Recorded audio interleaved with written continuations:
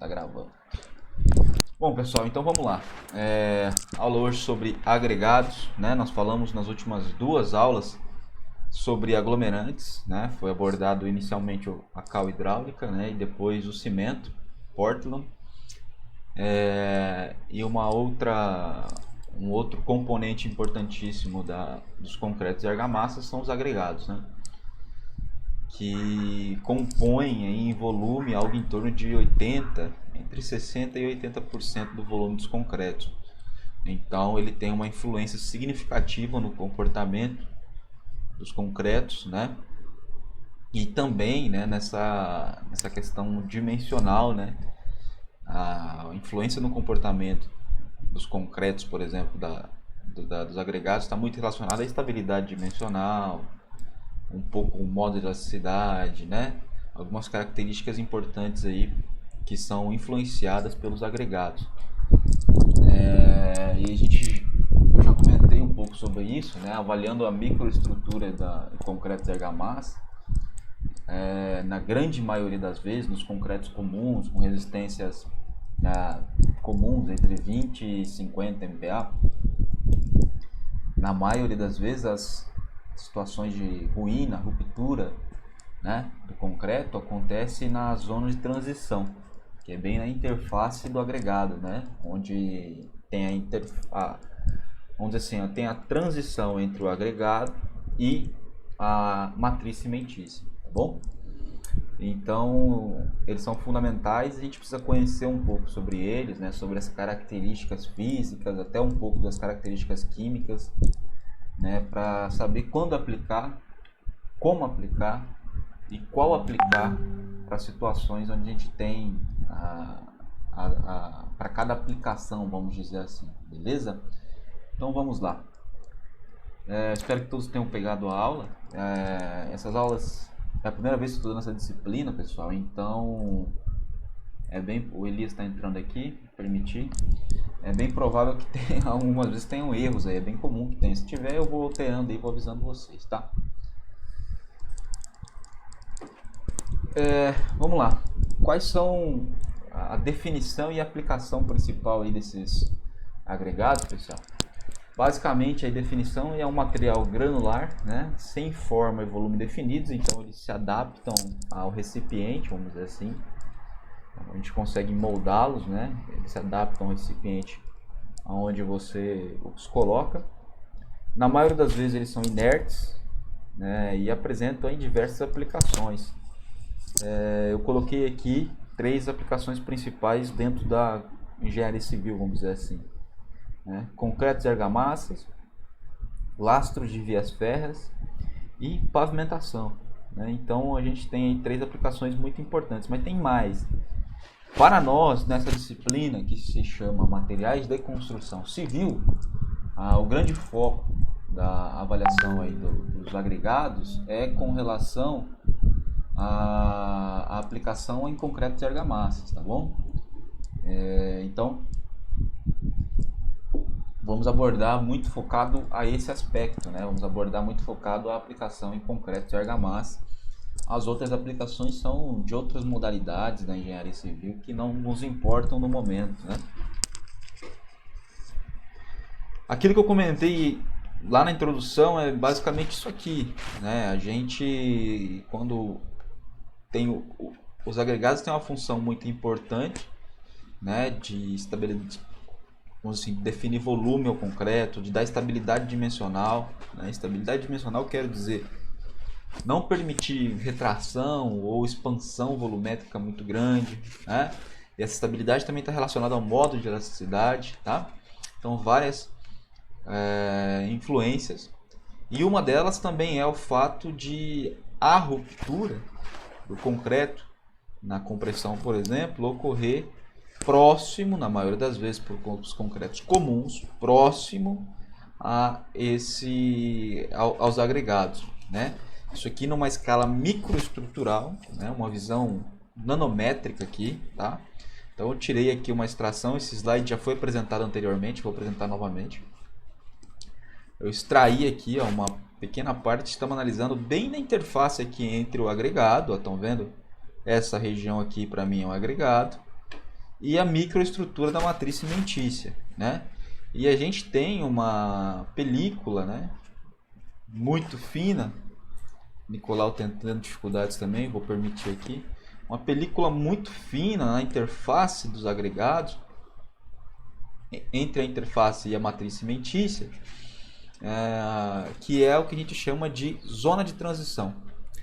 Essa zona de transição é um local crítico para o comportamento estrutural. Na maioria das vezes é nele que ocorre a ruptura, né? Vamos dizer assim, as fissuras vão surgindo nessa região e vão se expandindo, e é através dela, por cisalhamento, que vai cortando aqui e gera a ruptura do concreto como um todo, tá bom? Lembrando aí algumas questões, a gente está vendo aqui esses componentes finos e com um aspecto de agulha, vamos dizer assim, que são as etringitas, né? Essa parte, esses aqui são os silicatos de cálcio tratados, né? Essas partes mais esponjosas, vamos dizer assim, né? Fibrosas, que são aquilo que dá resistência. Ainda tem os monossulfatos aí, e a cal hidratada, né? Também em formato hexagonal.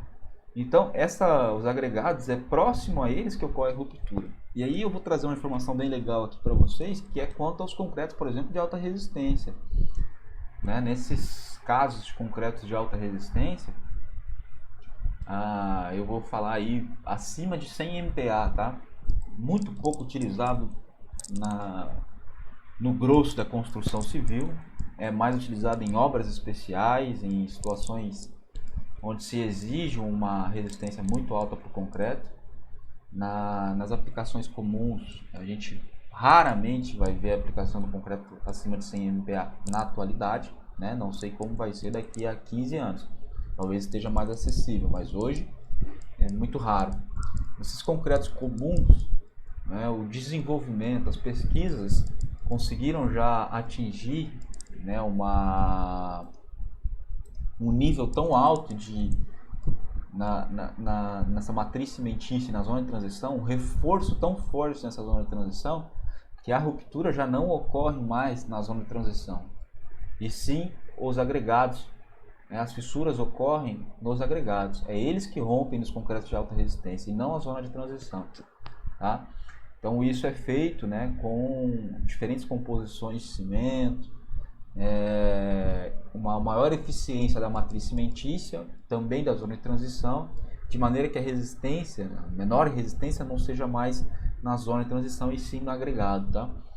Então uma informação a mais aí, né? Mas são pesquisas já mais avançadas. Hoje eu sei que tem concretos com mais de 200 MPa de resistência, ou seja, já é uma resistência que chega próxima à resistência do aço, né? Muito alta mesmo, mas para nós ainda não é tão comum. Eu acho que pelo menos pelos próximos 10, 15 anos a gente não vai ver isso aplicado na construção civil como um todo aí, tá? Continuando, vamos lá. Eu sei que tem algumas pessoas com dificuldade, quem conseguir vai entrando aí e a gente vai falando.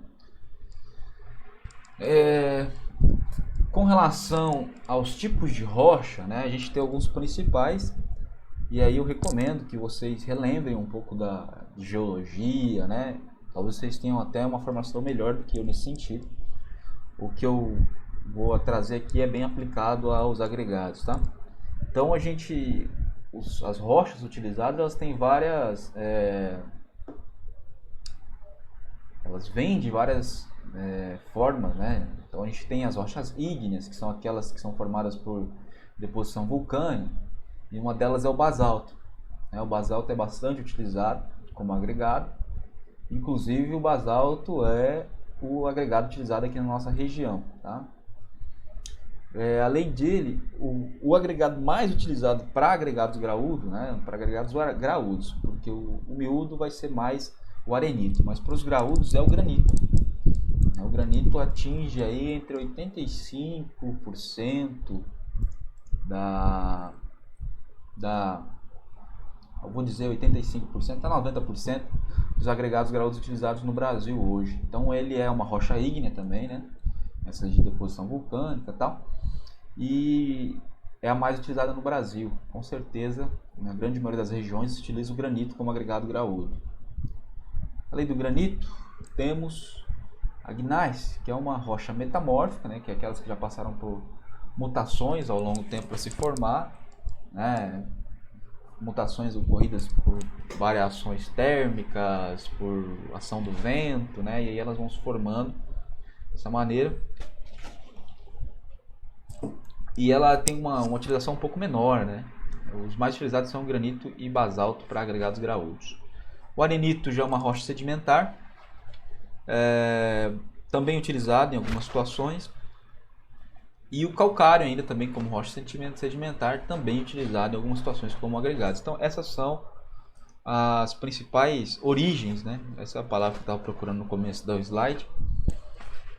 Para os agregados utilizados hoje em dia. Uma informação que eu já tinha trazido é que predominantemente na nossa região se utiliza o basalto, né? Eu dei uma pesquisada, não tive oportunidade de visitar ainda, mas dei uma pesquisada e existe uma pedreira que toma conta do mercado aqui na região, que é a pedreira Esteio. Ela fica aqui próximo a Dourados, se eu não me engano, em direção esqueci o nome da cidade que tem aqui próximo, mas o agregado que ela produz é em basalto, né? Então é um agregado britado, né? A gente chama de agregado britado, que vem do basalto. Itaporã, muito bem, é isso aí, fica em direção a Itaporã. Obrigado pela informação, Bianca. E essa pedreira que fornece, seria bastante interessante se a gente pudesse fazer uma visita a ela, quem sabe depois dessa situação toda aí, né? Beleza. Eu estava inclusive dando uma olhada e eles têm uma disponibilidade de material aí que vai, segundo eles, numa notícia que eu vi, que era uma notícia meio public post, né? Que pode abastecer a cidade de Dourados aí por mais de 100 anos. Então é bem provável que eles vão por muito tempo tomar conta do mercado aí, tá? E é um agregado basáltico, tá bom? Como eu disse, na maioria das vezes no Brasil, o agregado mais utilizado é o granito, mas o basalto, no nosso caso, é o que nós temos aqui na região. Vocês já devem ter visto em muitos lugares esse agregado com essa característica aqui, né? Tem outros, tá? Tem outros leves aí que são utilizados, por exemplo, a argila expandida, que já é um agregado artificial, vamos dizer assim, porque passou pela ação do homem em aquecer a argila para atingir a expansão que ela precisa, que é um agregado leve no caso.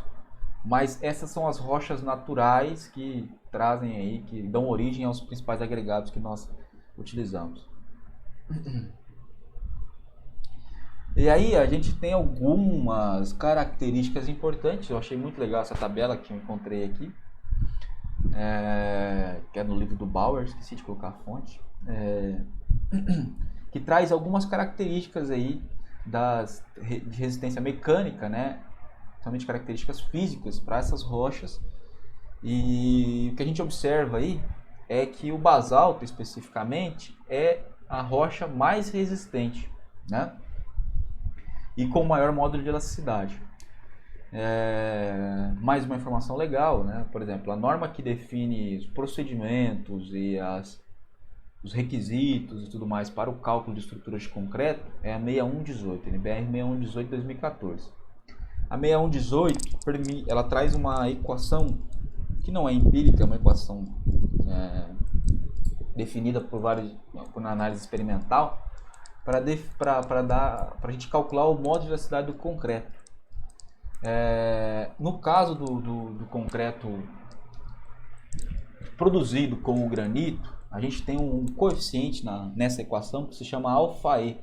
Esse coeficiente leva em conta o tipo de agregado utilizado, porque como eu já tinha avisado para vocês, ele tem uma influência muito grande, o tipo de agregado, na estabilidade dimensional da estrutura do concreto e também no módulo de elasticidade do concreto.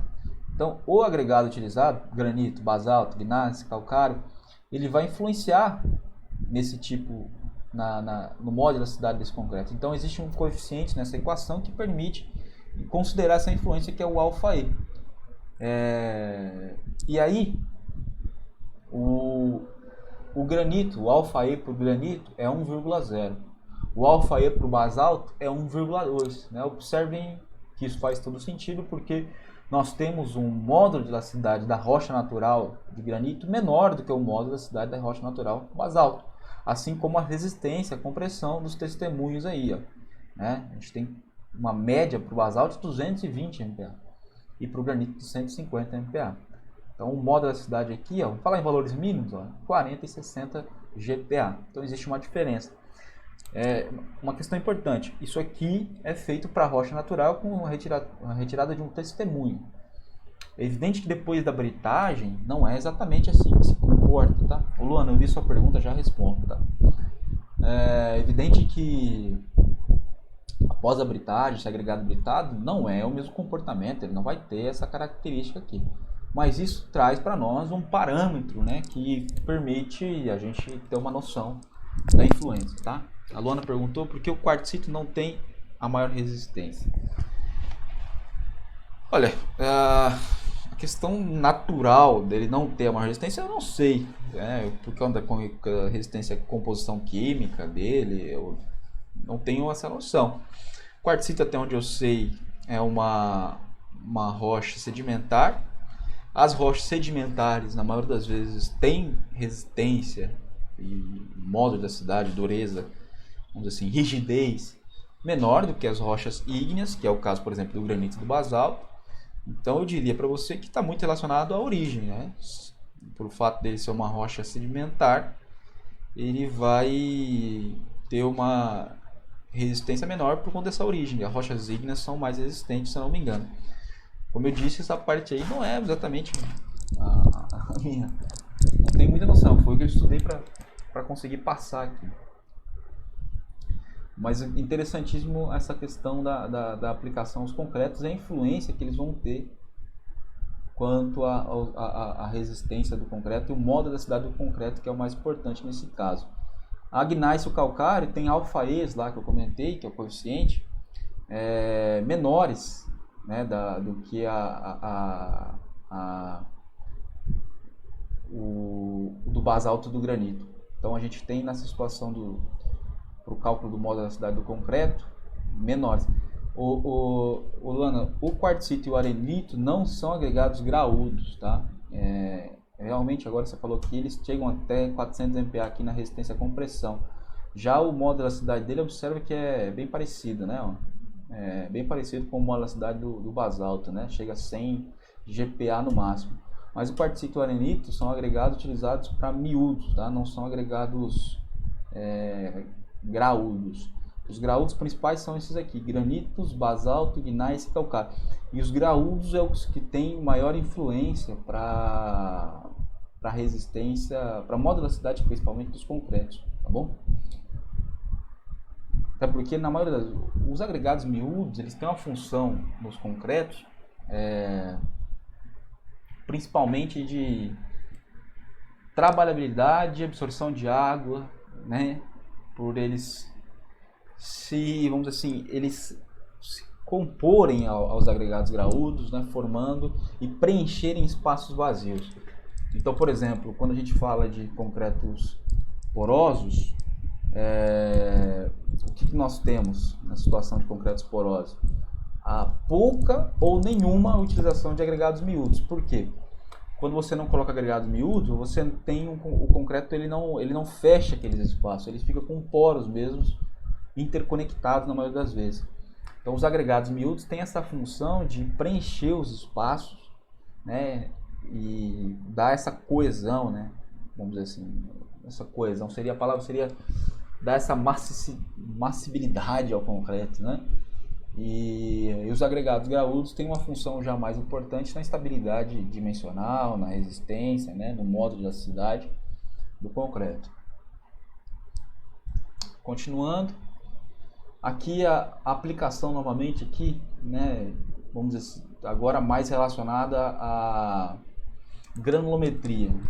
Então a gente também está aqui falando um pouco sobre a origem, mas pensem mais nessa parte aqui, que eu acho mais interessante para essa tabela, essa parte aqui que relaciona a granulometria do concreto, do agregado e a sua utilização. Então, por exemplo, para nós, o interessante são esses agregados brita e areia, né? Principalmente as britas com dimensões menores que 31,5 milímetros, né? E as areias que já estão dimensões aí menores que 4,75 milímetros, é o que eu vou falar daqui a pouco para vocês. Que são aplicados para concretos, que é o que nos interessa no primeiro momento aí. Mas há outras aplicações, como a gente comentou, e com base na granulometria, por exemplo, né, os gabiões, muros de arrimo. Vocês já viram aqueles muros formados por gabiões que são gaiolas metálicas preenchidas com brita, mas são britas bem grandes, a pedra de mão até a gente chama. São aplicações desses gabiões aí. Observem que o tamanho dos agregados varia entre 75 e 100 milímetros, né? Então 7,5 e 10 centímetros. Filtro de drenagem, né? Eu já comentei alguma coisa com vocês sobre drenagem, tem uma importância grande. Brita graduada é muito comum ser aplicada em subbase e em base de pavimentação. Lastro ferroviário, mostrando no começo outra aplicação que é para lastro ferroviário, então de 50 a 19 milímetros, né? E os concretos aqui de 31,5 a 19 as britas, tá? Menores do que isso, a gente tem alguns lastros, esses lastros não são de pavimentação. Por exemplo, quando a gente vai executar uma fundação de concreto armado, por exemplo, supondo, por exemplo, uma sapata, né, de fundação. A gente faz a escavação dessa sapata e aí lá na base dela a gente faz um lastro antes de jogar o concreto. Esse lastro é feito com britas de granulometria baixa, entre 12,5 e 4,75 milímetros. A brita 0 e 1, bom? E as areias aí com menor do que 4,75 milímetros são aplicadas a concretos, argamassas, enfim. Essa aplicação que nós já sabemos. Então aqui relaciona para nós a aplicação e a granulometria. Acho que é o mais interessante aqui, tá? Trouxe aqui também uma tabela não muito atualizada com relação ao consumo de agregados no Brasil. Observem aí um crescimento considerável a partir de 2002, né? Mais intenso aqui entre 2006 e 2008, né? Do consumo de agregado. Então a gente tem cinza mais escuro a areia, cinza menos escuro a brita e o total, né? Que é a soma dos dois aqui no risco preto. Observem que houve um crescimento. Eu não encontrei uma tabela mais atual, um gráfico mais atual, mas é bem provável que a partir de 2013, 2014 essa curva ou se estabilizou ou começou até a decrescer. Eu acho que a gente teve um consumo até menor e é bem provável que hoje o consumo volte a esses patamares aqui em 2011, 2012, por conta da desaceleração econômica que nós tivemos no país aí. E agora ainda mais, né? Com o processo de produção, então a gente tem para as britas, né? Inicialmente, eu vou trazer aqui bem rapidamente como é o processo de produção. Para as britas, a gente tem inicialmente um decapamento, que é tirar aquela vegetação de cobertura, né? Deixar assim, a rocha virgem, né? Mostrar a rocha de fato para que você consiga britar.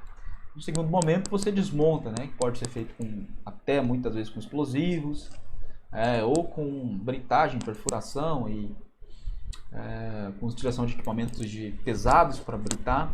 Então isso vai depender da rocha e da resistência da rocha, tá? No terceiro momento, transporte interno, então é retirado a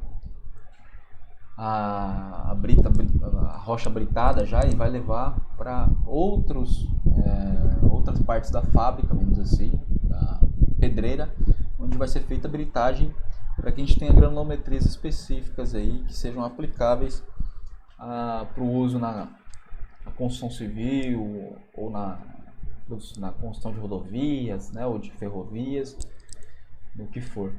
Então aqui a gente vai ter um processo de britamento mais mais específico, né, mais forte para trazer as britas para as dimensões que nós queremos, tá? E importante, interessantíssimo, é o consumo energético, né? A gente vai analisar mais ou menos o que tem de consumo energético aí. Lógico que isso aqui é muito variável, vai variar de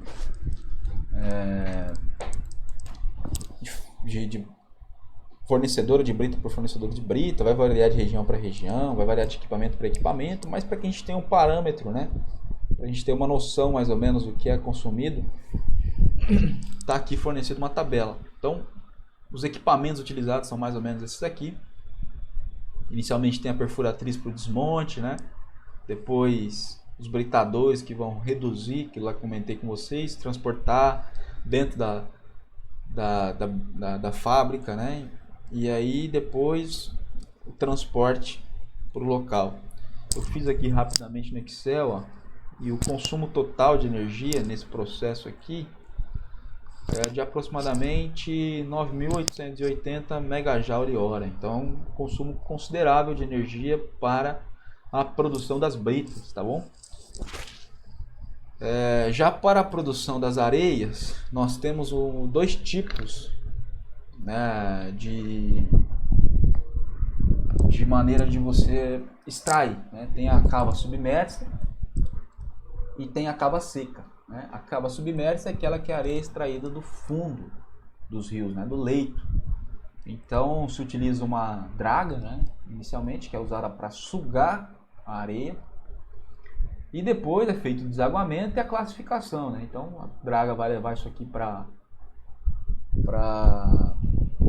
uma região onde você vai ter os equipamentos necessários, aí vai ser feito o desaguamento, a secagem dela, e por fim a polpa de areia vai ser utilizada, vai ser classificada aí para de fato ser utilizada na construção civil. Na maioria das vezes a areia é mais para a construção civil em si, tá? Mais utilizado para concreto e argamassa na maioria das vezes.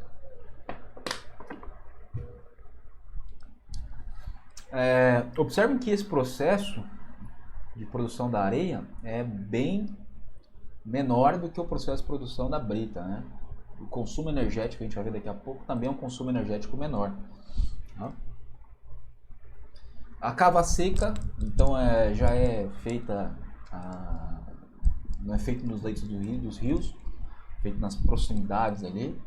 Então, primeiro faz o desmonte, né, da desagregação com água do maciço, contendo rochas sedimentares. Então, inicialmente se desagrega e depois faz também esse processo de desaguamento, secagem e classificação, né? Então, a polpa de água bombeada tem uma peneira, ocorrendo desaguamento e separação do cascalho, e os ciclones, são estruturas verticais aí com formato cônico, vai separar essas areias por faixas granulométricas para aplicação na construção civil.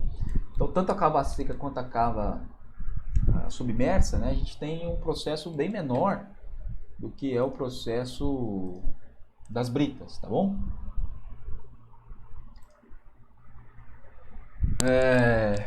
Então observem aqui, ó, o consumo energético, né? Então isso aqui é para cava submersa. Mas observem aqui o consumo energético aqui. Eu fiz também rapidamente no Excel aqui uma soma e o valor total é de aproximadamente 3.276,5 megajoule-hora. Então, tanto aqui no processo, ó, a draga, a bomba de sucção, bombas de fluxo, a escavadeira, carregadeira e depois o peneirador. Não está considerado aqui o transporte, né? Então talvez tenha um consumo um pouco maior depois, mas para fins bem quantitativos, né? Uma noção, nós temos aqui um consumo energético de 3.276, enquanto para a brita o consumo foi de 9.880. Então um terço do consumo energético aqui, mesmo que aumente aí com o transporte um pouco, não acredito que vai passar de 5.000, 6.000. A gente tem um consumo energético menor para a produção das areias do que na produção das britas, né? Ok? Então, o processo de produção é mais ou menos isso. Dá um ok aí para ver se está todo mundo acompanhando, se está tendo algum problema, enquanto eu bebo uma água aqui para refrescar a garganta.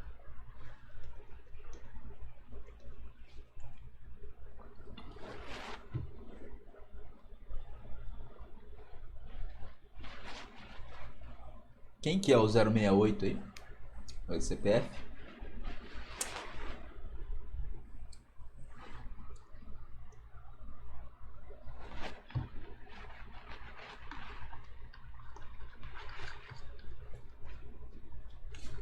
Bom, 5 deram ok. Tá bom. Vamos lá. Classificação. Ixi, o 068 saiu e voltou. A classificação dos agregados tem algumas formas de classificar. Uma delas é quanto à origem. Tá?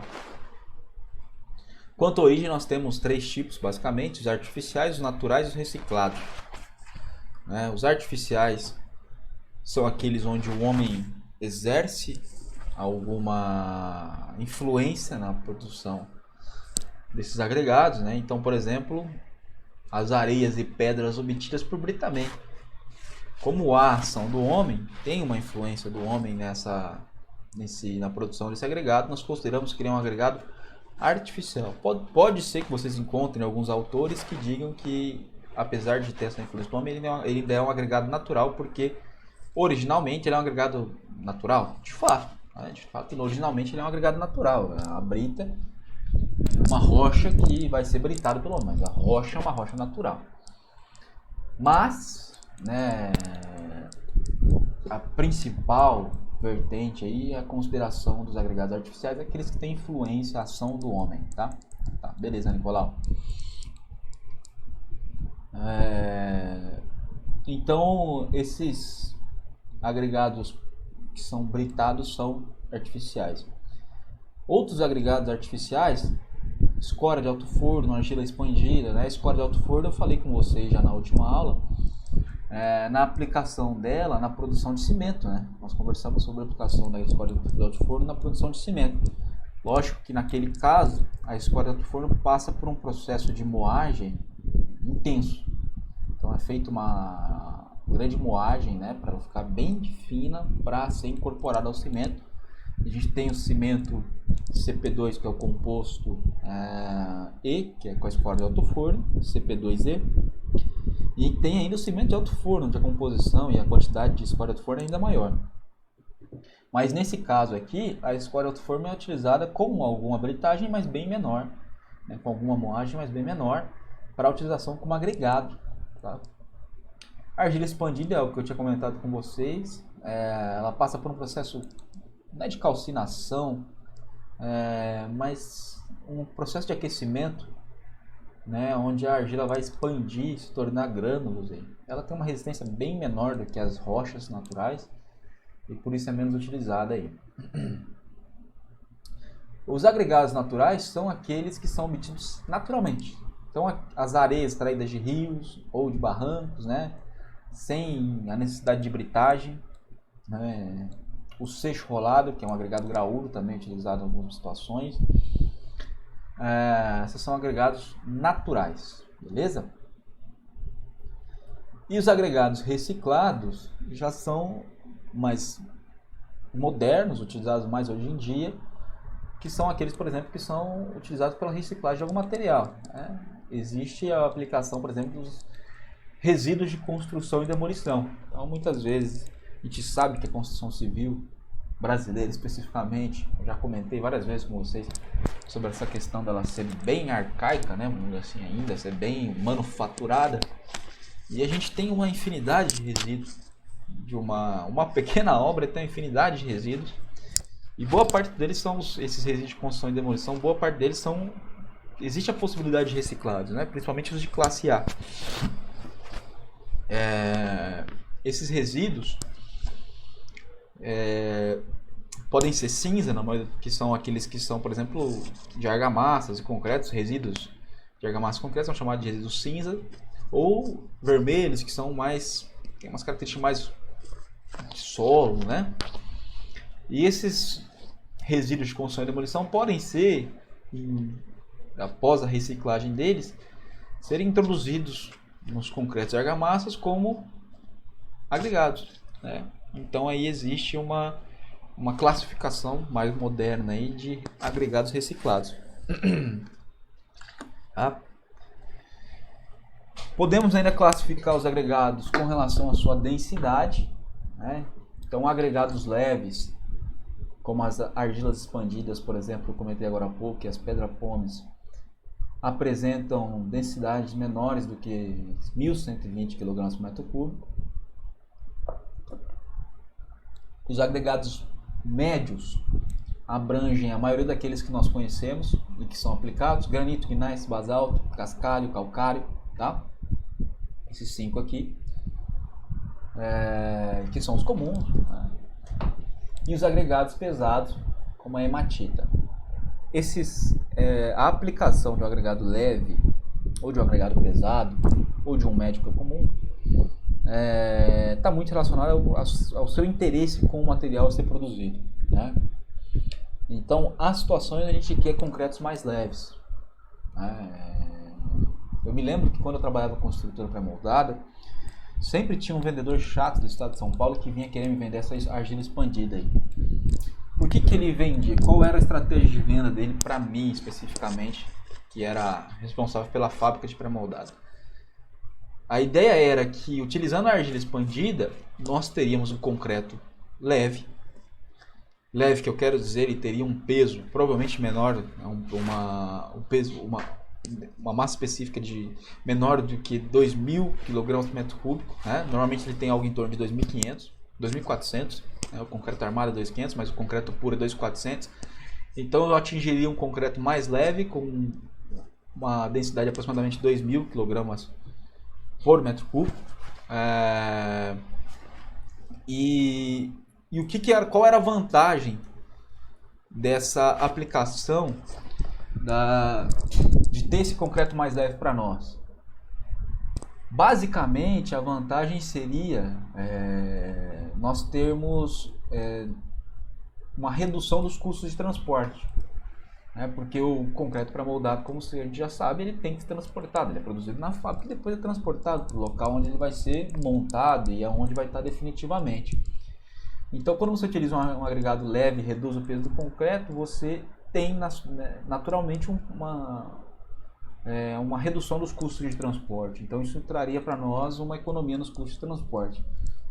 Entretanto, eu nunca nem considerei, ele era bem chato, ele vinha todo mês ele passava na empresa. Eu nunca considerei a compra porque ela reduz a resistência do concreto.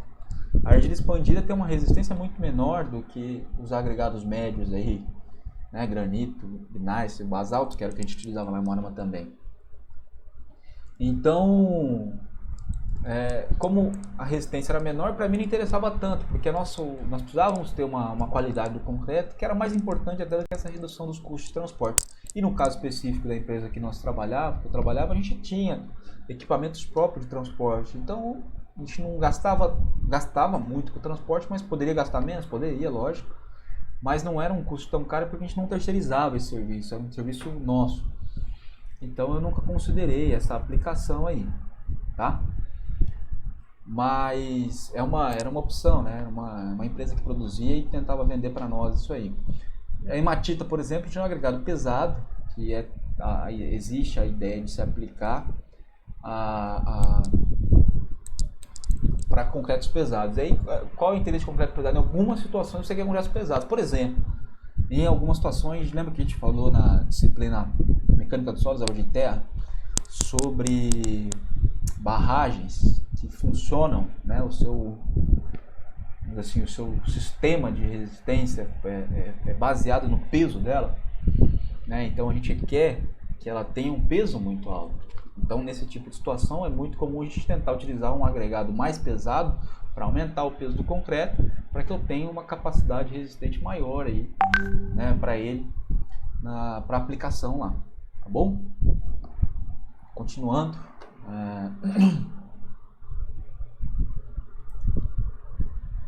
E uma classificação muito importante que vai nos trazer aqui algumas, como que eu posso dizer? Vai ser quase que fundamental daqui para o final da disciplina, que é a granulometria, né? Então, o que vai diferenciar os agregados graúdos e miúdos é a granulometria, tá bom? Como definição bem básica, os agregados graúdos, antes disso eu vou falar primeiro, a norma que vai, a norma geral que rege os agregados é a 7211, NBR 7211, e ela define o que são os agregados graúdos e miúdos. Além disso, ela fala para nós que o ensaio a ser realizado para definir a granulometria dos concretos ou dos agregados é o ensaio de peneiramento. Aqui eu coloquei uma imagem, né, de peneiras empilhadas, cada uma com abertura de malha. Então aqui dentro dessas peneiras a gente tem malhas de aço e cada uma delas tem uma abertura nessa malha, que vai evidentemente sendo da maior para menor aqui, até no final que a gente tem o fundo, que é tapado de fato. E o ensaio de peneiramento é feito pela vibração dessas peneiras, né? Então você tem uma massa inicial que é colocada e depois faz o peneiramento, a vibração pode ser mecânica com a utilização desse vibrador mecânico, ou pode ser manual, né? A vibração manual mesmo. E depois a gente pega essas peneiras e pesa o quanto foi a massa retida em cada uma dessas peneiras aí. E assim a gente tem uma característica granulométrica. Então, através desse ensaio de peneiramento, nós caracterizamos a granulometria do agregado. Por definição, os agregados graúdos são aqueles que passam pela peneira com abertura de 75 milímetros e ficam retidos na peneira com abertura de 4,75 milímetros. Os agregados miúdos são aqueles que passam pela peneira de 4,75 milímetros e ficam retidos na peneira de 75 micrômetros, tá? Então, essa faixa define os agregados graúdos e essa daqui os agregados miúdos, através desse ensaio que eu comentei com vocês. Que eu coloquei então, uma tabela para ficar mais claro, né? Então, a gente tem aqui a série de peneiras, segundo as NBRs aí. Tem a série normal e a série intermediária, tá? A gente tem que usar as duas para fazer essa caracterização granulométrica. E a gente tem aí os agregados graúdos que vão passar aqui por a peneira 76 ou 75 e vão ficar retidos na de 4,8. Então, aqui para cima são os agregados graúdos. Daqui para baixo são os agregados miúdos, tá? Mais que 95% da massa tem que ficar retida nessa faixa aqui, entre 75 e 4,8 para os graúdos e 4,8 e 0,15 para os miúdos, ok? Aqui eu coloquei um link para vocês, aqui, ó, depois vocês podem ver o ensaio que eu achei aí no YouTube, para vocês terem uma noção de como funciona. Lá no laboratório de característica mecânica do CPMAT há um vibrador como esse e peneiras para caracterização granulométricas, mas somente para agregados miúdos. As peneiras que se tem lá não permitem o ensaio dos agregados graúdos, tá bom? Então a gente consegue caracterizar granulometricamente somente os agregados miúdos lá com as peneiras que existem atualmente lá no laboratório de resistência mecânica, de caracterização mecânica dos materiais. Importante aqui, pessoal, a gente tem que entender que, na verdade, quando a gente faz esse ensaio de peneiramento, nós não temos a característica assim, geométrica, né, de dimensões dos grãos como um todo. Então a gente não vai ter a largura, não vai ter a altura, não vai ter outra largura na outra direção. O que nós vamos ter é basicamente uma dimensão caracterizada, né? Então ele vai passar pela peneira. Mas observe, por exemplo, ele passou aqui pela malha, a abertura da peneira, e passou com essa largura da partícula aqui. Mas é evidente que se a gente passasse, se ele não fosse peneirado, não fosse vibrado, pode ser que ele ficasse retido ali. Então o peneiramento ele te dá uma caracterização granulométrica geral. Mas você não vai ter uma noção de qual é exatamente a geometria do grão, né, e tudo mais. Baseado em algumas características da curva granulométrica que eu vou mostrar para vocês daqui a pouco, nós conseguimos ter noções se o agregado é mais ele é mais alongado, mais achatado e tudo mais, mas é lógico que a gente não tem como ter essa percepção somente pelo ensaio de granulometria de peneiramento, segundo a NM 248, tá? Mas serve para a gente analisar. É lógico que também uma inspeção visual é muito interessante em alguns casos.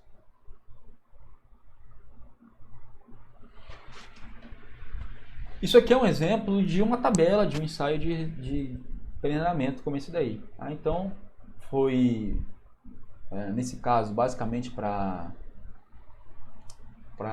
um agregado miúdo. Né? Observem que a peneira com maior abertura, a peneira com abertura de 9,5, 6,3 e depois a de 4,8. A partir daqui a gente já sabe que é o agregado miúdo, né? E aí, como eu disse, o que vai sendo feito? Vai sendo pesado, né, com uma balança que tem que ter uma certa especificação.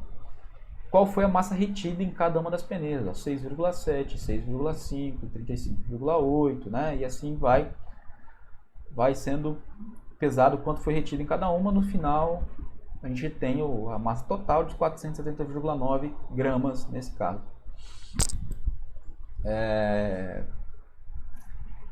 Aqui a gente tem a massa retida acumulada. Então aqui você observa que ele vai somando, né? 1,4 com 1,4, 2,8, né? E assim ele vai somando a massa retida acumulada que vai ficando nas peneiras. Já vou explicar o porquê que é interessante fazer essa soma das massas retidas acumuladas, tá? E aqui a massa passante acumulada, que é o inverso. Tá? Então a gente tem normalmente duas curvas. Já eu mostro para vocês mais sobre a curva granulométrica. A gente vai ver que tem duas características. Tem o retido e o passante, tá bom? Olha aqui, ó. O padrão da curva granulométrica é mais ou menos assim. Então a gente tem a curva granulométrica aqui no meio e a gente tem porcentagem de material passando, crescendo de baixo para cima, e porcentagem de material retido crescendo de cima para baixo.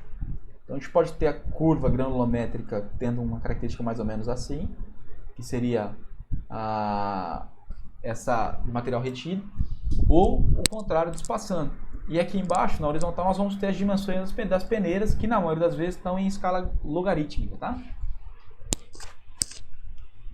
Olha aí, ó.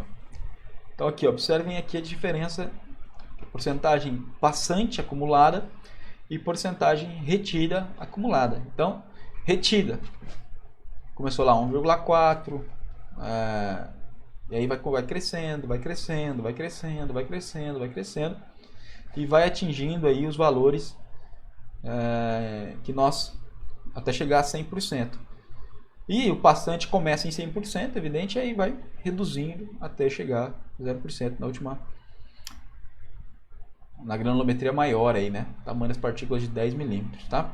Então esse aqui é um exemplo de curva granulométrica, a gente observa aí. A 7211 traz ainda limites aceitáveis para limites de distribuição aceitáveis, né? E são classificados como utilizável e ótimos para você usar o agregado.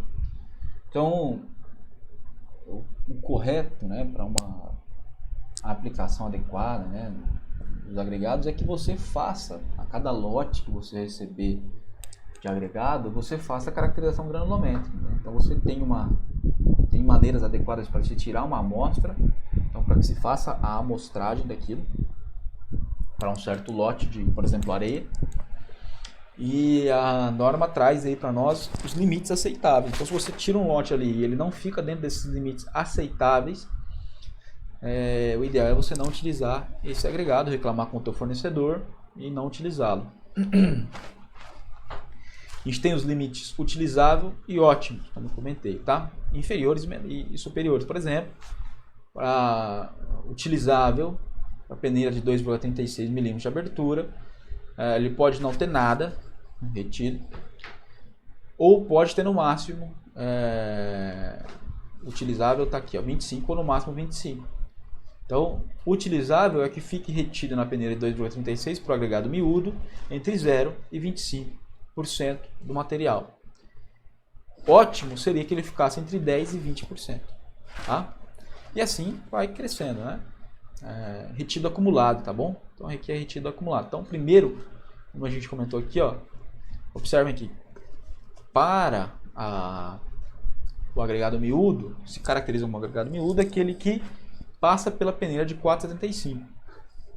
Então, para que esteja dentro da zona ótima, não deve ter nada retido nas peneiras com abertura maior do que 4,75, né? Então, para que seja um agregado que esteja dentro da zona ótima. Então, não pode ser nada retido nessas duas peneiras. É o aceitável, né, utilizável, vamos dizer assim, que tenha retido até 7% na peneira de 6,3. Mas o ótimo é que ele não tenha nada retido nas duas peneiras aqui acima de 4,75. E aí é aceitável, ótimo seria que 4,75 ficasse até 5% retido. Então, a gente tem esses limites, essas zonas que vão permitir a aceitabilidade e a caracterização se o seu agregado é legal para ser utilizado ou se ele é muito bom para ser utilizado. A mesma ideia tem para o agregado graúdo, tá? A mesma ideia a gente tem aqui para o agregado graúdo. Então, nós temos aqui algumas zonas granulométricas. Então, por exemplo, considerando as peneiras, a menor de 37,5 e a maior de 75, o quanto é o máximo a porcentagem em massa retida acumulada na peneira, nessa peneira com abertura 75, 0 a 5.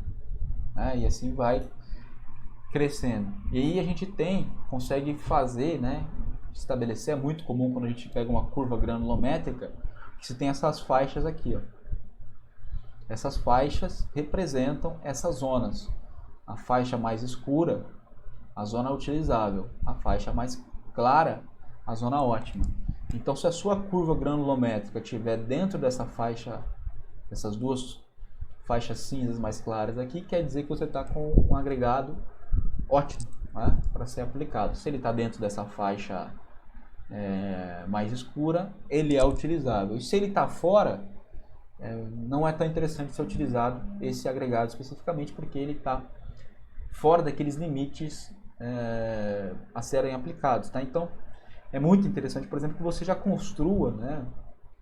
Eu gostaria de fazer um ensaio de peneiramento lá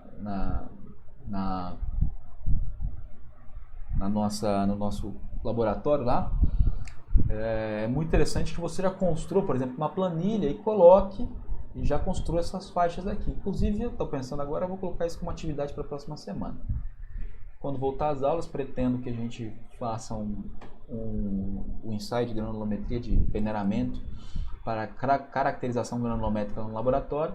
E a gente já tiver com a planilha pronta, já com essas faixas criadas, depois a gente só preenche a planilha, tá bom? Depois eu coloco a atividade até semana que vem. Não é nada complexo isso aqui, é bem simples, tá? Vocês sabem utilizar o Excel, fazem rapidamente aí.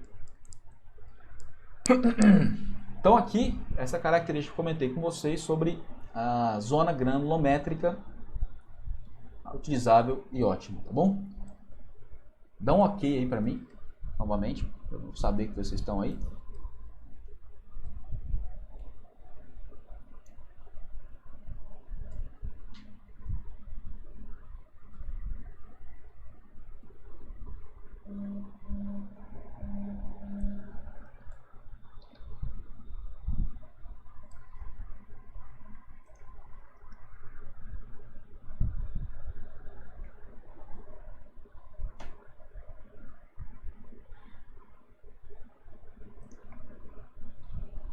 Ô, Nicolau, agora eu vi que você perguntou aqui, eu não tinha visto.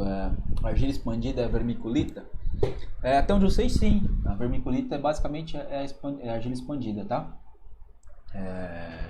Pode ser que eu esteja enganado, mas eu tenho quase certeza que é a mesma coisa. Dá uma pesquisada depois e até me informe. Depois eu vou pesquisar também. Mas até onde eu sei, sim. A argila expandida é a própria vermiculita, tá? O Nicolau não deu ok, então pode ser que ele nem tenha ouvido o que eu falei. Vamos lá então, pessoal. Continuando, iremos aqui agora Só trazendo aqui para vocês, por exemplo, como que a gente faz um ensaio como esse. Então a gente cria tabelas, né, para você preencher no horário na hora que você está fazendo o ensaio, e depois faz essa conta de porcentagem retida e porcentagem retida acumulada. Então você tem aqui o peneira, o número da, isso aqui é uma tabela que relaciona não só a abertura, mas também o número das peneiras, tá? Como a maioria das situações nós temos é uma importação de tecnologia, vamos dizer assim, estrangeira. Então as peneiras aqui, ó, o número dela normalmente é dado em polegadas, né? Então a abertura de 64 milímetros é 2 polegadas e meia, né? Então uma polegada é 25 milímetros mais ou menos. Então 25, 50 mais 12,5 dá aí aproximadamente 64 milímetros. Então 2 polegadas e meia, de 50 2 polegadas e assim por diante. A 75 é 3 polegadas, tá? E assim por diante. Então a gente tem aqui, mas a abertura que nós utilizamos para caracterizar é em milímetros aqui. E aí a gente tem ainda aqui embaixo os números que quando já deixa de ser polegada, fica esses números aqui, 4, 8 e a 200, que é a última, que é de 0,075. Lembrem-se da aula de aglomerantes, cimento Portland, que eu falei sobre a caracterização granulométrica do cimento também, e a gente falou sobre qual era um dos ensaios, e um dos ensaios era o de material retido na peneira de 75 micrômetros, né? Inclusive tem um vídeo lá para vocês verem também, tá? Então há essa possibilidade aí também de a granulometria do cimento pode ser também meio que caracterizada, né, com base no peneiramento, mas especificamente naquele caso é só na peneira de 75 micrômetros. A gente vai lá, vai peneirar na peneira de 75 micrômetros e vai ver o quanto vai ficar retido nela, e a partir daquela quantidade retida a gente tem uma noção da granulometria do cimento. Observem que, na verdade, a gente nem falava granulometria, falava finura, né? A finura do cimento. Observem que a finura do cimento é bem menor do que, por exemplo, das areias, né? As areias ficam numa faixa que vai variar entre 4,8 e 0,15. 0,75 é o mínimo aí que pode ter, mas 0,15 é mais ou menos a faixa que a gente vai trabalhar das areias. O cimento tem que ser menor do que 0,075 milímetros ou 75 micrômetros, tá bom?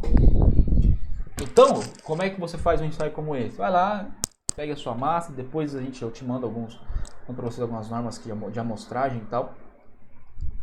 Separa o material, a amostra de material que vai ser ensaiada, separa 2 amostras especificamente, e aí você vai jogar na peneira, fazer uma breve movimentação das peneiras manualmente, depois fazer vibração mecânica delas e anotar depois aí com a balança quais foram o peso de material retido em cada uma das peneiras, e depois você vai fazer essa porcentagem de retida e a porcentagem retida e acumulada, tá? É um procedimento básico aí.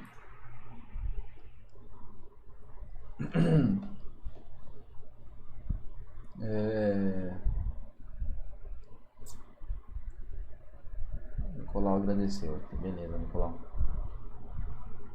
Uma informação, pessoal: as distribuições granulométricas uniformes, elas geralmente representam maiores vazios. Então, se a gente tem uma brita, por exemplo, onde os grãos têm característica muito parecida, então a gente vai ter uma parte bem reta naquela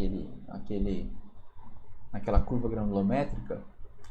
Eles têm ali uma dimensão muito parecida uma com as outras, a gente tem um volume de vazios muito maior geralmente, tá? Quando a gente utiliza distribuições contínuas, nós temos um volume menor de vazios, porque essas contínuas a gente vai ter britas com granulometria menor e britas com granulometria maior. Os vazios que existem entre essas britas com granulometria maior vão ser preenchidos por essas de menor granulometria. Então a gente acaba tendo um volume de vazios menor nesse tipo de situação. Então não quer dizer que o uniforme seja melhor e nem quer dizer que a contínua seja melhor, tá? E aqui eu trouxe uma informação da aplicação dessa questão de contínua e de uniforme para aplicação nos concretos, né? Então a granulometria contínua, ela pode não ser a mais adequada para o uso em concreto, pois partículas de tamanho imediatamente inferiores às maiores atrapalha a movimentação das mesmas. Então eu disse para vocês que as contínuas preenchem melhor os vazios. Se pegar um recipiente e jogar o agregado graúdo dentro, se ele for com uma granulometria contínua, nós teremos um preenchimento melhor dos espaços vazios. Mas isso nem sempre é melhor para aplicação em concreto, por exemplo. Por quê? Essa informação aqui nos dá a noção de que quando você coloca isso dentro da massa de concreto, a movimentação dos agregados maiores é atrapalhada pela movimentação dos agregados menores. Então isso causa um problema nessa situação aí, tá? Então, para uma melhor compactação do concreto ou movimentação das partículas, deve existir uma razão entre 10 entre elas. Então, ó, o D da partícula maior e o D da menor partícula, existe uma relação aqui. Observem que o volume de sólidos, volume total, a melhor acontece a partir de 10, entre maior granulometria e a menor granulometria, que começa a ter um volume de empacotamento, aí, que é o que se diz para essa característica, de aproximadamente 0,8. Aí. Se a gente tem um bem uniforme, também não é interessante. Ó, tá? Então, granulometrias descontínuas permitem maior mobilidade, permitindo redução de consumo de cimento e menor energia de compactação. Tá? Então, o que isso quer dizer? Quando a gente tem essa granulometria contínua, se você tem essa dificuldade de movimentação dos agregados, quando o concreto está em estado fresco, o que ocorre? Você precisa compactar o concreto. Os concretos que nós queremos utilizar normalmente são compactados. Então a gente utiliza vibradores, né? Podem ser vibradores de agulhas que são colocados no concreto e vibram. Podem ser vibradores de mesa, que são mesas vibratórias. Então, se você tem uma granulometria contínua, a energia que você vai ter que gastar para vibrar o concreto e para compactá-lo vai ser maior, porque ele tem maior dificuldade de movimentação dos agregados na massa de concreto. Já no caso de granulometrias descontínuas, você tem uma energia menor de compactação, tá? Então essa é uma característica interessante aí e que nos informa sobre por que aplicar um mais contínuo, menos contínuo, uniforme, né, e tudo mais. E aqui uma nomenclatura dada, isso aqui eu peguei do site da Votorantim. Brita graduada, elas são normalmente definidas por exigência. Britas graduadas são aplicadas aí como eu já tinha dito lá atrás, ó, em subleitas para pistas de tráfego pesado e também em algumas situações aí para tráfego para produção de ferrovias.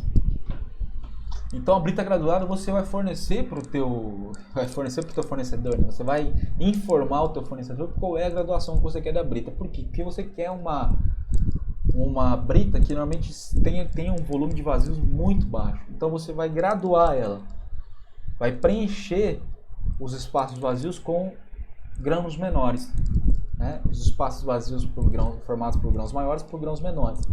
Então isso é utilizado para dar boa resistência, para formar subleitos resistentes, tá?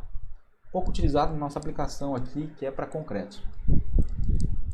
A brita zero, segundo a Votorantim, é essa que vai variar entre 4,8 e 9,5 milímetros. Qual que é a aplicação? Massa asfáltica, concretos em geral, tanto de lajes. Lajes a gente utiliza normalmente a brita zero, porque a brita zero, por ser menor e ter um DMC, que eu vou falar daqui a pouco para vocês, menor, em lajes a gente tem espessuras pequenas de concreto. Então, há situações, por exemplo, de concretagem de capas de lajes pré-moldadas, que você tem ali 3, 4, 5 centímetros de espessura de concreto. Então, se você tem uma brita muito grande, com mais de 1,5 cm de DMC, que é o diâmetro máximo, né, que a gente vai encontrar do agregado, você tem britas, né, agregados que podem ficar aparecendo, que vai deixar um concreto muito rugoso e não vai dar uma boa compactação e tal. Então, nesse tipo de situação, a gente utiliza a brita zero, que é uma brita com granulometria menor. né? Segundo a Votorantim, vai variar entre 4,8 e 9,5 milímetros, tá? Então essa é a brita menor. Também em algumas situações é chamada de pedrisco, tá? A brita 1 já vai variar entre 4... você vê que é o mesmo valor aqui, tá? Até, nem devia ter pego da Votorantim isso aqui, mas vou dizer que ele é maior de 9,5 e vai chegar até 19 milímetros, tá? Essas imagens aqui eu peguei da Votorantim, mas ele vai variar entre 9,5 e 19 milímetros, a brita 1. A brita 1 é muito utilizada nos concretos aplicados para vigas, para pilares, né? Concretos em geral. Principalmente para lajes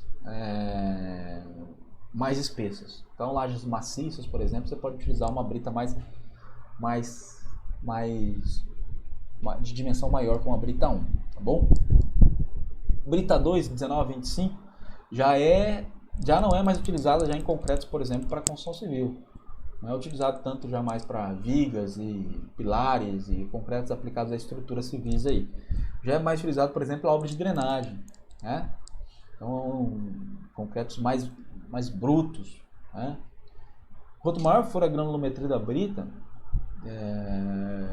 mais bruto é o concreto, menor vai ser a capacidade de acabamento, tá? Então essas questões influenciam aí.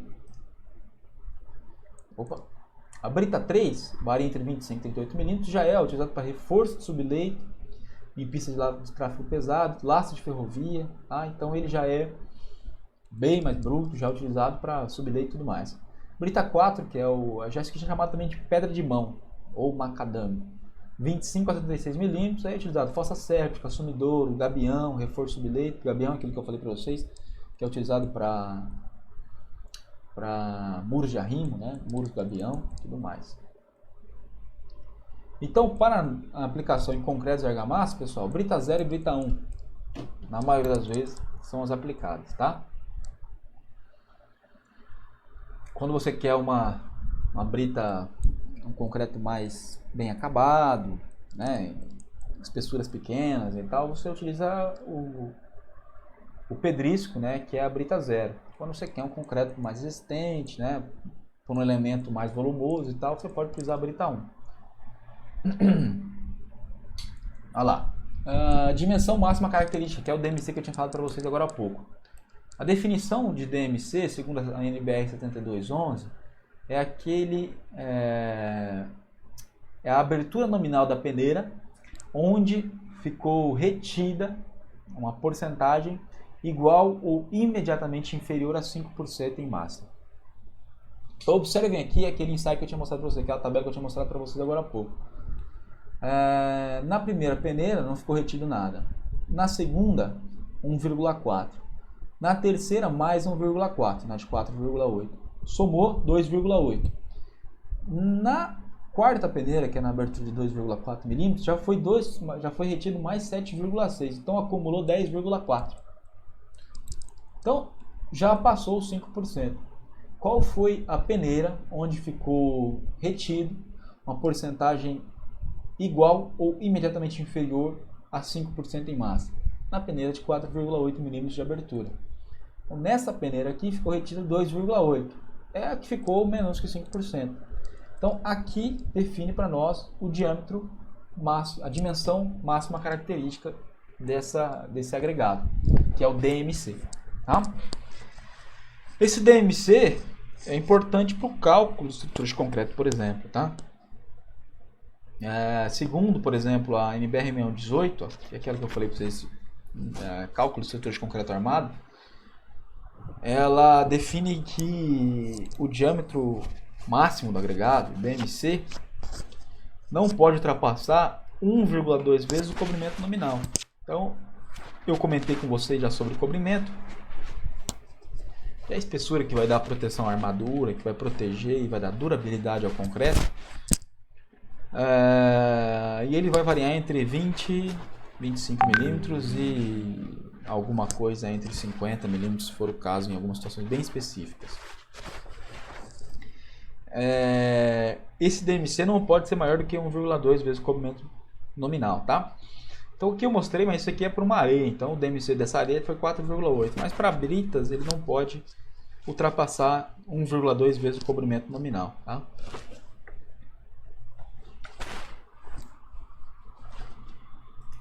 Continuando, aqui é uma característica das britas já com base no DMC. Ó. Então o DMC para as britas 0, que são os pedriscos, é 12,5 ou 9,5. Tá? Para a brita 1, 19 a 25. Para a brita 2, 32 a 38. 3, 50 a 76. E para 4, 76 a 152. Então, isso aqui é o DMC, tá? Não é, vamos dizer assim, a granulometria média das suas britas, mas sim aquilo que ficou retido com até 5%. A peneira onde ficou retido menos que 5%, vamos dizer assim, do agregado. A maior peneira, tá? E as aplicações são aquelas que eu falei, né? Em peças bem esbeltas, com espessuras bem pequenas, ou com muita armação, a gente utiliza aí a brita 0 ou o pedrisco. Já para os concretos aplicados a vigas, pilares, fundações, brita 1, fundações é até comum usar a brita 2, tá? E aí existe uma outra característica importante, já mais relacionada para as areias, que é o módulo de finura. Então, o módulo de finura é a soma das porcentagens retidas acumuladas em massa nas peneiras de série normal, dividido por 100. Então, eu vou mostrar no próximo slide como se faz isso de fato num exemplo prático. Mas vamos entender aqui qual é a vantagem ou não de você ter um maior ou menor módulo de finura. Quanto mais grossa for a tua areia, mais grosso é o teu concreto também. Menor a capacidade de acabamento, tá? Reduz a coesão, né? E aumenta a segregação do concreto. Mais fino te permite um acabamento melhor, e isso é bom, mas também traz prejuízos, principalmente porque ele vai absorver mais água e vai diminuir também a resistência. Eu coloquei aqui, ó, nas areias muito finas, tá? O ideal é que nós tenhamos aí módulo de finura entre 2,5 e 3,5. E aí eu coloquei aqui qual é o módulo de finura aqui, uma areia fina, para uma areia média fina, uma areia média grossa e para uma areia grossa das aulas do professor Muniz. E zonas utilizáveis e zonas ótimas para os agregados miúdos, tá? Vamos fazer a conta no próximo slide aqui de como a gente calcula esse módulo de finura, tá? Então, é a soma das porcentagens retidas acumuladas em massa nas séries de peneira normal. Então, o que você vai fazer aqui? Somar, de fato, as porcentagens retidas acumuladas. Então, olha aqui, ó, 1,4 mais 2,8 mais 10,4 mais 31,4 e assim por diante. A peneira de 6,3 milímetros não é série normal, é série intermediária, então ela a gente não considera. Então seria 2,8 mais 10,4 mais 31,4 e assim por diante. E faz essa soma aí, e eu coloquei aqui que a soma total dá 283,9. Então a gente soma as porcentagens retidas e acumuladas. Tá? É evidente que se você for somando porcentagem retida, no final dá 100. Mas nós não estamos somando porcentagens retidas, e sim porcentagens retidas acumuladas. Então a gente vai somar o quanto ficou retido e acumulado na peneira de 9,5, o quanto ficou retido e acumulado na peneira de 4,8, o quanto ficou retido e acumulado na 2,4. Você está somando o que ficou acumulado na peneira anterior. Tá? Então você está somando duas vezes, vamos dizer assim. Depois 3, depois 4, depois 5 vezes. O módulo de finura é calculado dessa maneira. E aí no final você faz o somatório. Para esse exemplo aqui, a gente tem sempre que tirar aqui na verdade o 1,4, porque eu não considero que ficou retido no 6,3 porque ele é série intermediária. Então seria aqui 1,4 mais 9 mais 30, e aí você vai somando. Isso aqui vai dar 283,9. Essa soma total é dividida por 100 para eu encontrar o meu módulo de finura. Então, soma das porcentagens retidas acumuladas em massa nas peneiras da série normal, somente, não considera as de série intermediária, e divide isso por 100. Então, deu 283,9, divide por 100, deu 2,839. Se nós voltarmos aqui, caracteriza uma areia média grossa, e que, segundo essa linha aqui, estaria numa zona ótima, tá bom? Para aplicação. Então, depois dá uma revisada, faz essas contas igual eu fiz aqui, para confirmar o que é esse módulo de finura. É importante conhecer o módulo de finura das areias, tá bom? Vamos lá. Ok. Granulometria a gente meio que finaliza ali atrás. E agora vamos começar sobre o que são substâncias nocivas. E o que a norma traz para nós aí de que é aceitável e o que não é. Por exemplo, não é aceitável você ter mais que 3% de torrões de argila no seu agregado. Tá? É evidente que esses torrões vão fazer com que a sua argamassa, o seu concreto, perda resistência, futuramente pode formar vazios, né? Então não é interessante que você tenha mais do que 3% e é o teor máximo, definido pela NBR 7218. Tá? Essa tabela está na 7211, mas ela reúne informações de outras normas. Tá? Materiais carbonosos, né? Então, por exemplo, derivado de calcário, né? Para concretos aparentes, não é interessante que tenha maior que 0,5. Para concretos não aparentes, menor do que 1,0. Por que é menor para concretos aparentes? Porque esses materiais carbonosos, eles vão principalmente trazer um problema futuro, que é a reação álcali agregado. Essa reação álcali agregada é uma patologia que ocorre nos concretos e que trazem grandes problemas futuros. Nos concretos aparentes, você consegue visualizar que essa patologia está acontecendo. Nos concretos que não estão aparentes, você não consegue visualizar essa patologia acontecendo. Então, por isso que a norma limita com valores menores aí para concretos aparentes, porque nos concretos aparentes você vai ver e vai poder corrigir o problema. Nos concretos não aparentes, você não vai ver. Então, você tem que limitar mais ainda para não ter esse problema. Não sei se eu falei certo. Impurezas orgânicas, né, e outras questões aí que estão definidas aí na nossa substâncias nocivas aí que vão trazer. Aqui eu trago uma informação legal, pessoal, que é a questão de utilização de areias marinhas aí. Inclusive vou colocar um artigo lá para vocês como leitura complementar sobre o estudo da aplicação de areias marinhas na construção civil, na produção de concretos. E por que isso não pode ser utilizado? Eu me lembro que houve, se eu não me engano, eu não vou dar informação para não dar informação errada, mas eu lembro que teve uma estrutura de um edifício, um conjunto de edifícios que veio a ruína, e um dos motivos era a utilização de areias marinhas. Era de uma cidade litorânea, evidentemente. Eu até pesquisei, mas não encontrei. Talvez eu esteja viajando nisso aí. Mas eu me lembro que teve um problema como esse. Vou continuar pesquisando e se eu achar eu mando as informações para vocês. Mas essas informações que eu trouxe aqui, ó, de baixo, são de um artigo que depois eu disponibilizo para vocês lá, bem interessante, sobre a possibilidade de aplicação de areia marinha em concretos, na produção de concretos. E por conclusão, o autor chega que não dá para utilizar. E as conclusões deles principais são essas duas aqui. Ó. Por que não dá para a gente utilizar? Primeiro, a salinidade, né, principalmente dependendo da forma de extração. Esse estudo especificamente foi em Fortaleza. Tá? Então ele usou uma areia marinha da região de Fortaleza. Lógico que isso vai alterar, né, vai se alterar, por exemplo, muito. Existem alguns países que não têm a disponibilidade de areias provenientes de rios, como nós temos no Brasil. Por exemplo, a França. Né? Na França,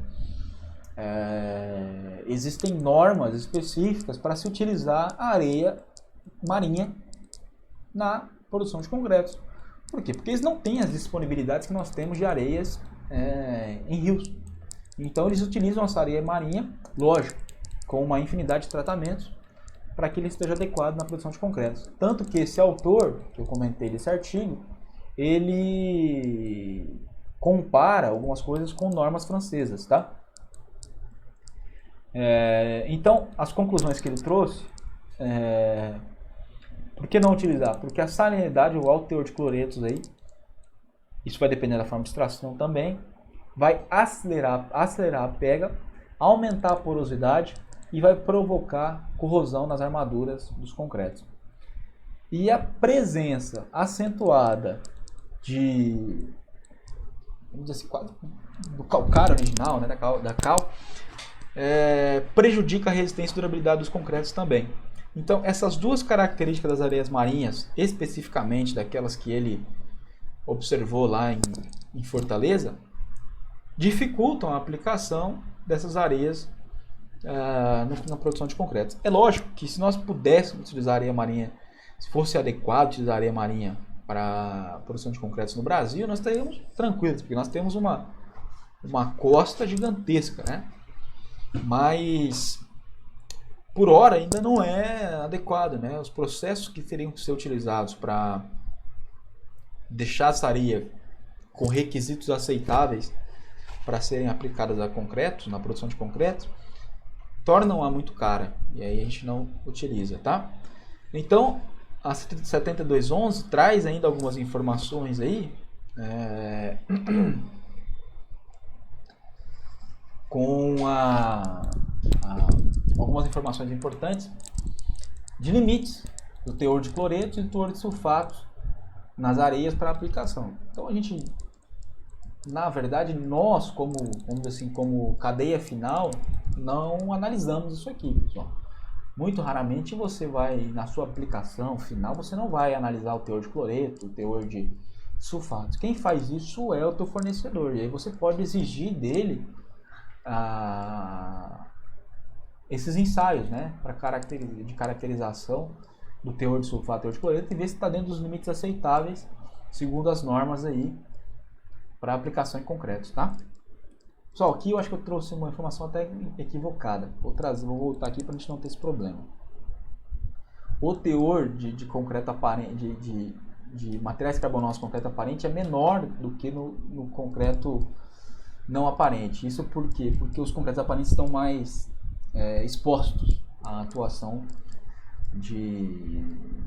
do ar, né, principalmente de intempéries, e é isso que vai facilitar aquela reação que eu comentei, tá?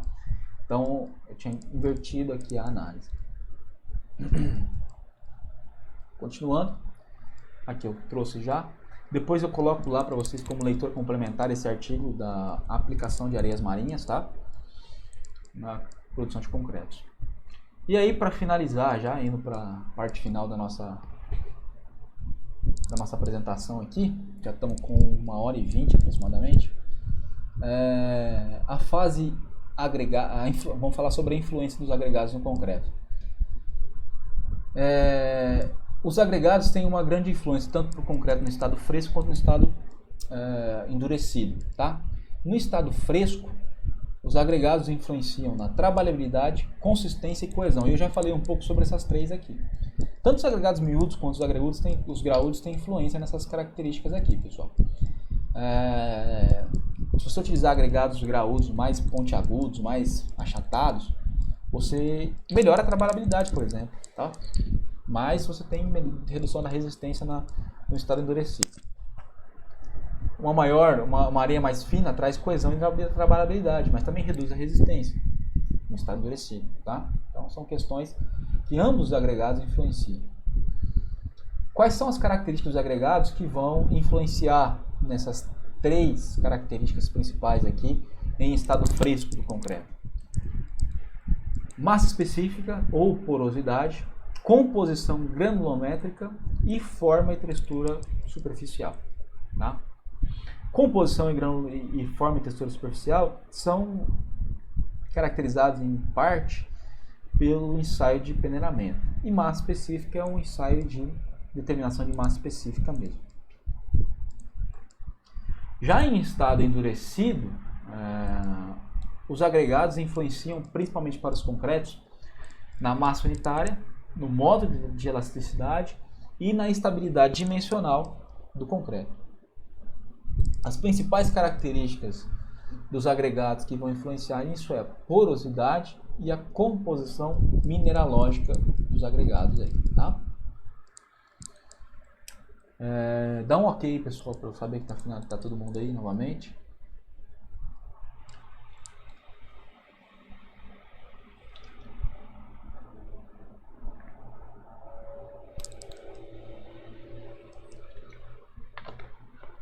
Só tem 2 acompanhando agora. A Laura comentou. Bruna vindo também. Gabriel. Tá. Bia também. Ok, vamos lá. Então, para finalizar, vamos continuar sobre essa influência, esse fluxograma aqui, que está no livro da Meta e Monteiro, traz para nós essa influência da rocha matriz, né, e algumas características dos agregados nas propriedades dele. Então, da rocha matriz, ó, temos aí, se divide em 2, a exposição prévia a fatores relacionados ao seu processamento e a microestrutura. Característica das partículas, tamanho, forma e textura. Daqui eu já vou para a dosagem de concreto. Dosagem de concreto é o nosso próximo assunto, tá, pessoal? Então a gente vai aprender como dosar, traços e tudo mais. A microestrutura a gente pode dividir aí na composição mineralógica e na porosidade. A porosidade também vai influenciar aqui na dosagem de concreto e na massa específica do agregado, vai influenciar também na dosagem do concreto, tá? E a composição mineralógica influencia na resistência à compressão, resistência à abrasão, modo de elasticidade e nas propriedades de concreto endurecido, resistência final, resistência à abrasão, estabilidade dimensional, durabilidade, tá? E assim por diante. Então, esse fluxograma traz para nós aí uma noção da influência dos agregados em cada uma das propriedades do concreto e o que vai influenciar também na dosagem do concreto que nós vamos ter que seguir, tá? Então, na próxima aula, a gente deve ver alguma coisa sobre métodos de dosagem de concreto. Então, aqui, ó, a influência dos agregados com base na sua forma e na sua textura superficial. Grãos arredondados e lisos reduzem o consumo de água, aumentam a trabalhabilidade e reduzem a aderência da pasta. Quais são esses grãos arredondados e lisos? Areia de depósitos eólicos, areias e pedregulhos de zonas marítimas e leitos de rio.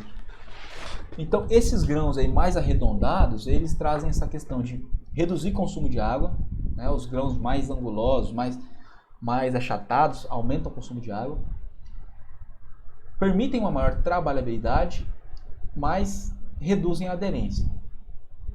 Os grãos mais angulosos e ásperos, por exemplo, a brita, o agregado britado de basalto, que é o nosso caso, aumentam o consumo de água, reduzem trabalhabilidade e aumentam a aderência da pasta. Exemplos são os agregados britados, que é isso que a gente está muito acostumado a ver, por exemplo, os agregados graúdos, aqui de Dourados, aí, vindo de basalto. Agregados longos e achatados, pessoal, eles fazem com que exista um acúmulo de água, né, na superfície desse agregado, que causa um problema futuro para o concreto, né? Essa água que fica retida na superfície aqui, que por ser um agregado britado, achatado, longo, ter uma área superficial maior também na maioria das vezes, essa água que fica retida aqui nessa superfície vai ter um problema de exudação posterior e vai reduzir a resistência do concreto. Vai reduzir principalmente, ó, a resistência da zona de transição da pasta agregada. Esse problema pode causar menor resistência futura do concreto. Então, esses agregados achatados e longos acumulam água próxima à superfície e isso reduz a resistência da zona de transição, consequentemente reduz a resistência do concreto, tá? Então isso é uma característica de utilizar esses agregados com essas características de serem pontiagudos, angulosos, achatados, trazem para nós essa perda de resistência futura do concreto, tá? A porosidade dos concretos, é importante a gente falar sobre isso aqui para finalizar, porque quanto mais poroso é o teu agregado, maior é a capacidade dele de absorver água. Principalmente falando de areias nesse caso, tá? As areias especificamente, elas acumulam água dentro dos seus poros, e esse acúmulo de água ele pode ocorrer de diversas maneiras, e isso pode influenciar no futuro e principalmente influenciar na dosagem de concreto. Pode ser que por conta da umidade absorvida da areia, que é causada pela porosidade da areia, você tem que reduzir a água de amassamento que vai ser aplicada ao concreto, tá?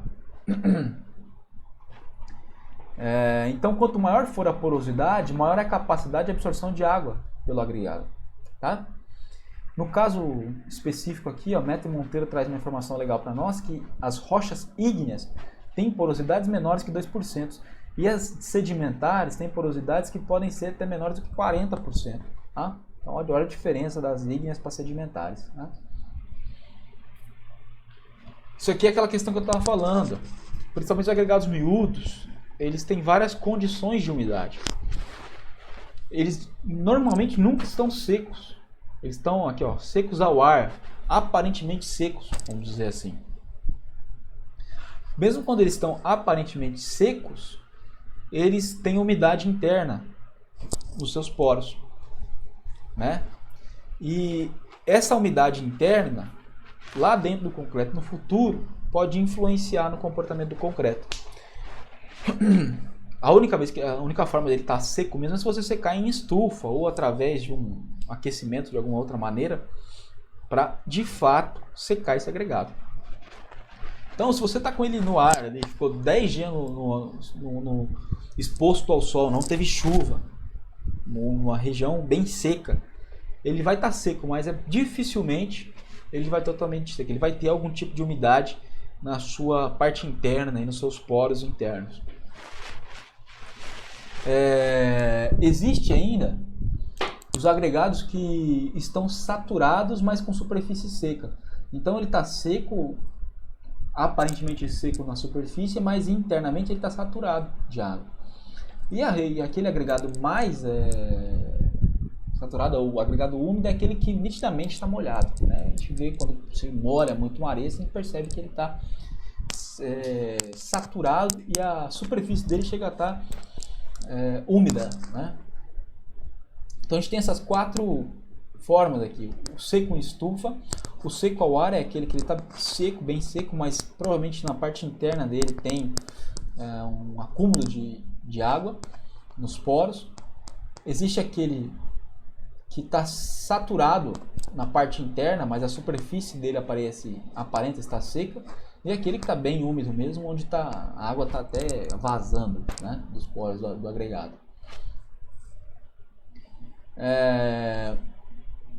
A umidade do agregado vai influenciar, como eu tinha dito, principalmente na alteração da água de amassamento a ser aplicada à mistura. Então, quando você tem um agregado muito úmido, pode ser que você tenha que diminuir o volume de água que vai ser aplicado à mistura para não ter problemas, né, futuros de exsudação de água e perda de resistência do concreto. E além disso, essas areias, principalmente, elas incham, né, quando estão úmidas. Aumento de volume. Esse aumento de volume pode também influenciar, principalmente nos concretos que são dosados por volume. É por isso que, preferencialmente, os concretos devem ser dosados em massa e não em volume, tá? Mas a gente sabe que nas obras pequenas, a dosagem na maioria das vezes, feita por volume. A gente dosa lá por padiola, né? Então, ou por lata de 18 litros, né? Então, é uma dosagem por volume. Então, essa questão da areia úmida pode aumentar o volume de areia, um aumento aparente do volume de areia, que pode trazer prejuízo ao seu concreto. É por isso que, preferencialmente, você deve, antes de fazer uma dosagem de concreto, passar por um ensaio de determinação de umidade, que é um ensaio bem simples, né? Por exemplo, lá na fábrica de pré-moldados a gente fazia esse ensaio todo dia, antes de fazer a concretagem, determina a umidade da areia e aí faz a dosagem baseada nessa umidade. Tira o tanto de água que precisa ser tirado e você também vai ter uma noção do inchamento dessa areia aí, para saber se está adequado o volume de areia ou se você precisa aumentar um pouco dele. No caso, a gente fazia com dosagem em massa lá, evidentemente, não dosagem em volume. Aqui é interessante isso aqui, ó, por exemplo. O seco em estufa é algo que é obtido basicamente só a partir de ensaios, tá? Então o seco em estufa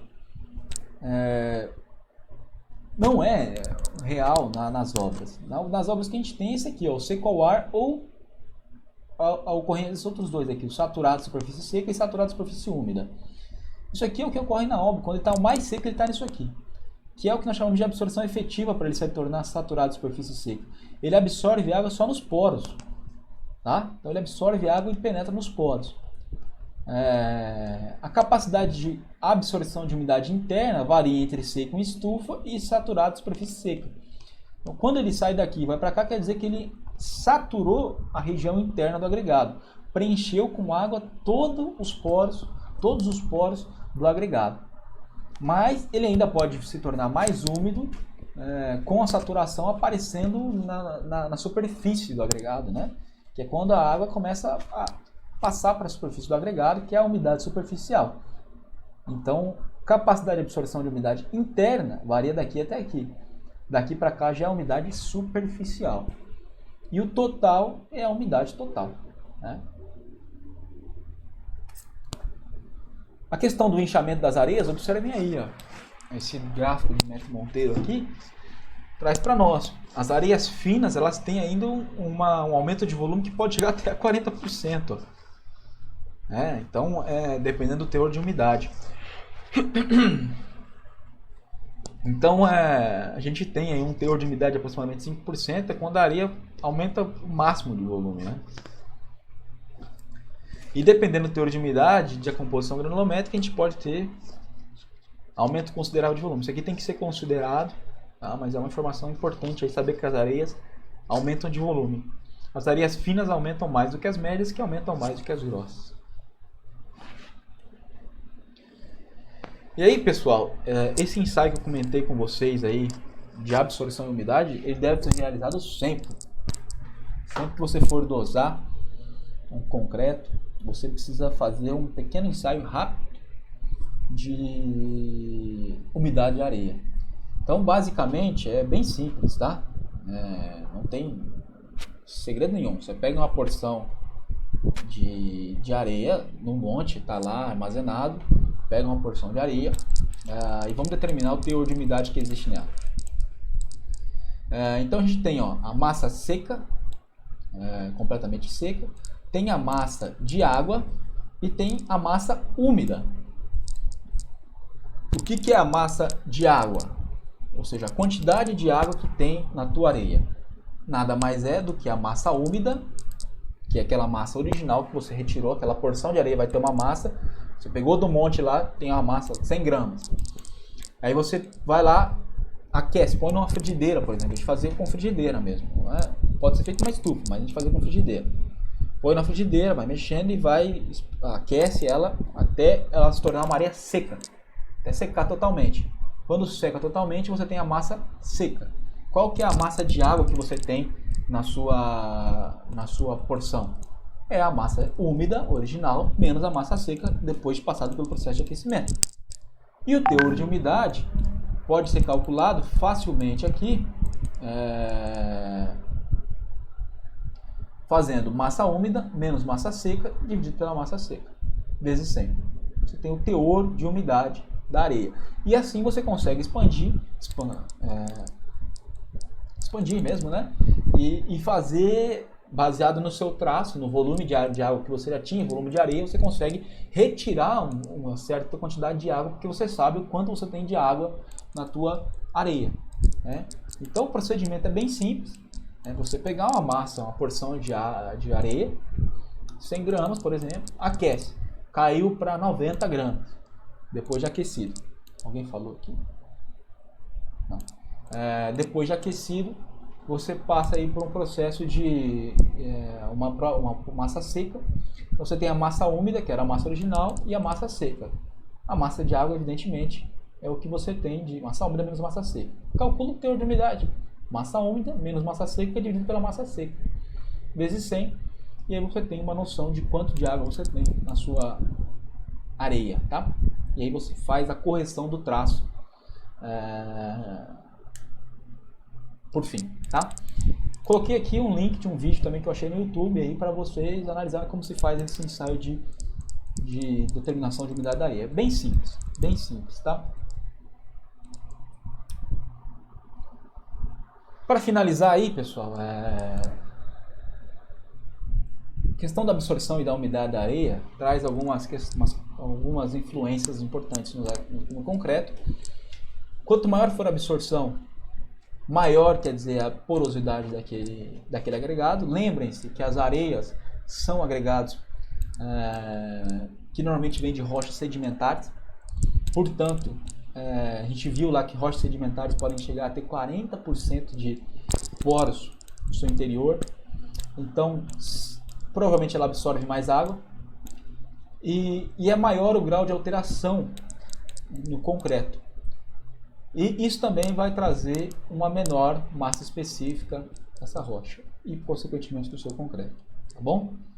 Então, eu trouxe aqui os principais característicos agregados para vocês e as principais influências que eles têm. Acho que esse daqui é o último slide, de fato é o último slide. Eu vou agora finalizar aqui a gravação